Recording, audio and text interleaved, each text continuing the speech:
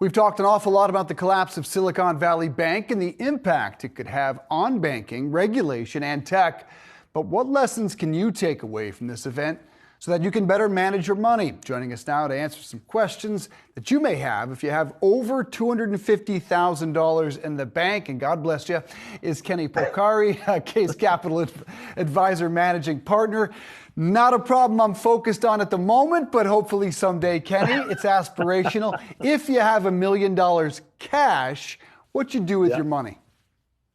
Listen, if you got $1 million in cash, you're going to do more than just let it sit in a checking account or sit in a savings account, right? So you're going to put it in the bank. You can do a couple of things with it. You can split it up amongst two banks, which I would say, as you start to get to that category, you should have a couple of banking relationships anyway. You shouldn't just be in one bank. Now, you can make one of them a money center bank. You can make one of them a more regional bank if it's convenient for you. But when you start to get up there, you should consider separating it. But one way or the other stuff you should do is if you need it in cash, take your limit, which is $250. Leave that in cash if you want. You should take the balance instead of letting it just sit there. Buy treasuries short term, 3 months, 6 months. This way you're kind of liquid, right? You got a 3-month time frame, but you're completely protected because once you own treasuries, you're no longer part of that. Even though there's $1 million, quote unquote, in the account, 750 of it is in U.S. treasuries. Those aren't going anywhere. You're not losing your money there. You're gonna sell them when they come due. You mature them, they mature, and you get your money back. So, Kenny, we're talking about $250,000 is the threshold here because it's up to that limit that the FDIC insures those depositors. When you have over that amount, is there any reason that you should ever have all of your money in one bank? Should it always be in a number of banks? Well, listen, I think diversity is a good thing, right? Diversifying is a good thing. So if you've got, 250,000, you want to have it in one bank, that's the limit. Although I would argue after last weekend, I think the sky's the limit, right? They protected everybody. They backstopped all the depositors. But let's stick with the 250 argument. So if you've got up to 250 in one bank, you're protected, doesn't make a difference, right? If you have much more than that, like I said, you should probably have a couple of relationships. You don't necessarily have to have, if you have $1 million, you don't necessarily have to have 4 different relationships and put 250 in every bank. You could have 2. One big money center bank. So by that, it's either a Chase or a Bank of America or a Wells Fargo or a Citibank, right? One of the big money center banks. And then if you want to put money in a local or a regional bank that's in your area, that for whatever reason you want to support that, you want to be part of that, you can certainly do that. But again, if you're worried about losing money, then keep the limit in cash if you need that much cash, and then take the balance and put it, like I said, either in treasuries if you want short term, you want to be liquid, but you want to be invested, you want to be protected, you would do it in something like a 3-month or a 6-month bill. Otherwise, you put it in a CD. Yeah, distrust is really growing in these regional banks, in particular yesterday when you saw all these shares plummeting. What's your sense? Should people stay away and stick with a Bank of America, a Wells Fargo, a Citi?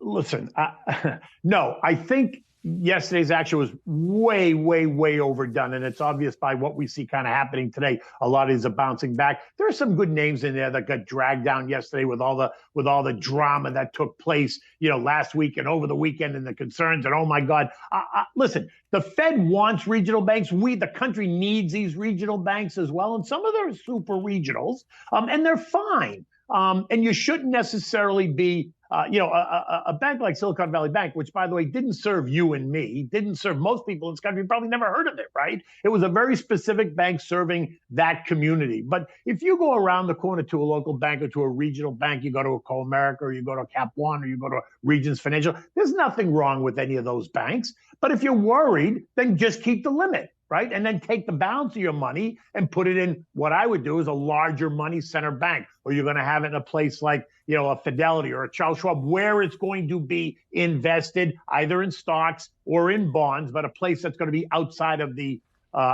regional bank, for instance. Kenny, when it comes to people managing their own money, I think people get overwhelmed very quickly. What's the one common mistake or one thing that people should always try to avoid when it comes to managing their money, obviously other than losing it all?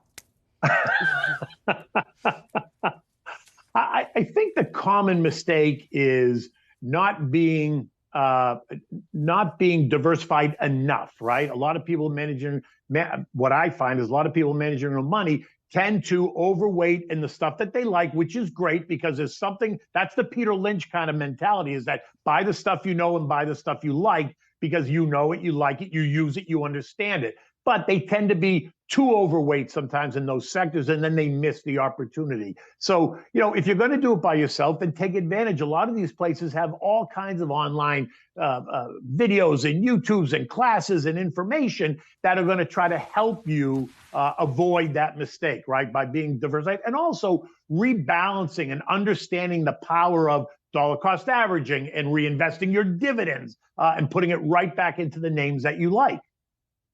For those people whose eyes are glazing over with that information, when you're looking for a financial advisor, how do you separate them, the good ones from the pack?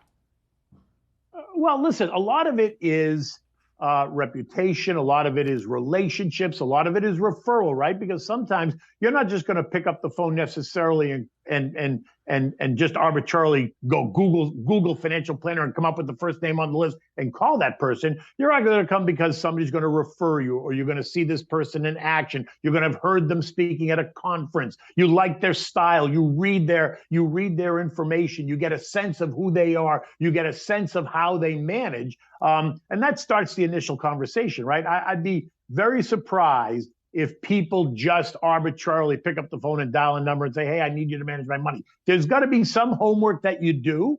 Again, most of it is referral in this business, right? Clients I get come to me mostly from clients that I'm already servicing, people that are happy with what I do, how I provide, how I manage. And so that's how it really builds. But people should be very, very cautious, especially now in terms of how they really interview wealth managers. Because listen, you should interview a handful of them. You should have your list of questions lined up. Even if somebody refers you to me or to somebody else, you want to get to know me. So you want to have a list of questions, understand who I am, how I manage, how long I've been doing this, what my success rate is in the sense of, being in this business. For me, I'm in this business 42 years already, right? And I'm still sticking around, and I love every minute of it. And I think, those are just some of the things you got to be aware of.